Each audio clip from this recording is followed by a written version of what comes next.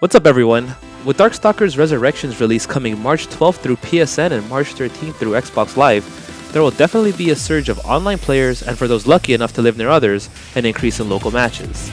As this is a dual package, you will be faced with the important decision on whether you should play Night Warriors or Darkstalkers 3.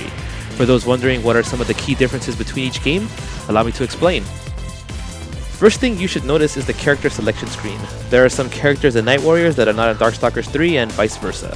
Character selection means a lot for someone to enjoy the game, so go through the roster and see if there are any characters that may attract you. For those who are wondering which characters were omitted, Jedha, QB, and Lilith were added to Darkstalkers 3 while Donovan, Hyutzil, and Pyron were taken away.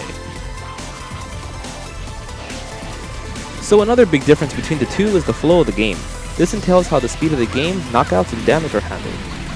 Throughout the course of Darkstalkers, the game has gotten progressively faster. If you compare the speed between Night Warriors and Darkstalkers 3, you'll notice that Night Warriors has a slower, more Street Fighter-like speed to it, whereas Vampire Savior is much faster and much more frantic. If you haven't played Darkstalkers before, I would recommend starting with Night Warriors to get a feel for the Darkstalkers engine, and then move forward with Darkstalkers 3 once the speed becomes natural. Knockouts are handled differently between the two as well. Night Warriors keeps the traditional approach in that once a knockout happens, the round ends and character positions are reset.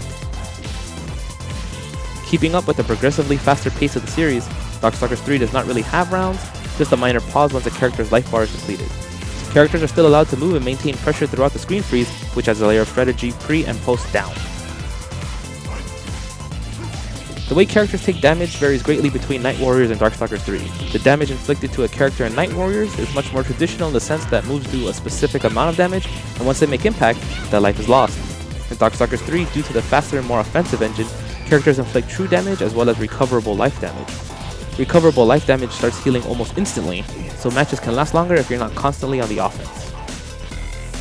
There are deeper system mechanics that we'll get into later, but these initial differences should help you discern which version is right for you.